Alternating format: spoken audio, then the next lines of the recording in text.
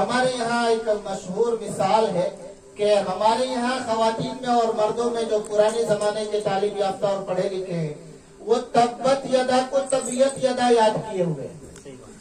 बहुत सारे लोगों को मैं सुना तब्बत यदा जो है वो तबियत यदा हो गया है जबान में, और अभी तक भी वैसा ही है।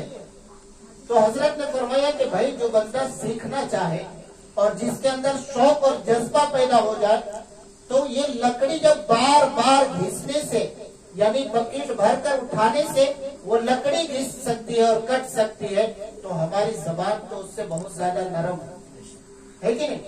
हमारी जबान तो समझ लीजिए कि जिस्म में जितने हिस्से अल्लाह ने बनाए उनमें सबसे नरम हिस्सा जबान का है। जितने भी पार्ट्स बनाए हमारे यहाँ सबसे नरम, जिधर इसको पलटाइए जिधर घुमाइए घूम जाता है। तो जब हम आप शौक और जज्बा पैदा करेंगे, मेहनत करेंगे, तो वो तबीयत यदा चेंज होगा इंशाअल्लाह। क्या होगा? वो तबीयत यदा चेंज होगा और तब्बत यदा में आएंगे। लेकिन ये पहले मत ठान ले कि अब मैं बड़ी हो गई हूँ तो मुझे कैसे जबान पलटेगा। ये जो पहले थिंकिंग आ जाती है ना, सोच आ जाती है कि अब मेरी जबान नहीं पलटेगी, वो गड़बड़ हो जाता है। वो नहीं लाना है, हमें मेहनत करना है, कोशिश करना है, जबान जरूर पलटेगी इंशाअल्लाह। वो लकड़ी कट सकती है तो फिर हमारी जबान तो बहरहाल पलट कर रहेगी। सबसे आसान चीज और सबसे नरम चीज है। हमारी माओ बहनों के लिए छोटी सी बात ये, नबी अकरम सल्लल्लाहु अलैहि वसल्लम ने इरशाद फरमाया, जो खातून वक्त पर नमाज की अदायगी की पाबंदी करे, पाबंदी हमेशा पढ़ना है, आनाकानी नहीं। हमारे यहाँ ये देखा जाता है कि खाना खाने के टाइम हुआ नमाज को मौखर कर दिए, कुछ और काम आ गया नमाज को और पीछे ढकेल दिए। ये नहीं, अव्वले वक्त पर पाबंदी से नमाज पढ़ना एक काम। दूसरा काम रमजान के पाबंदी से रोजे रखना।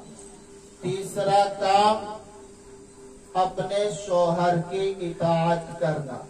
और चौथा काम ये है कि अपनी इस्मत और इज्जत की हिफाजत करना। नबी अकरम सल्लल्लाहु अलैहि वसल्लम ने इरशाद फरमाया, जिस खातून ने ये 4 काम पाबंदी से कर लिया, कल क़यामत के दिन ऐलान किया जाएगा कि ये खातून जिस दरवाजे से चाहे जन्नत में दाखिल हो जाए। सिर्फ 4 काम, पाबंदी से नमाज पढ़े, पाबंदी से रोजा रखे, शोहर की इताअत करे और अपनी इज्जत की हिफाजत करे। 4 काम करने के बारे में नबी ने इरशाद फरमाया कि इसके बारे में ऐलान होगा कि जिस दरवाजे से तुम चाहो जन्नत में दाखिल हो जाओ। बहुत छोटी हदीस लेकिन बहुत माने फैज है। हमारी जिंदगी संवर सकती है अगर हम आप छोटी सी हदीस पर बात कर लें। अल्लाह मुझे भी हम सबको भी अमल की तौफीक अता फरमाए।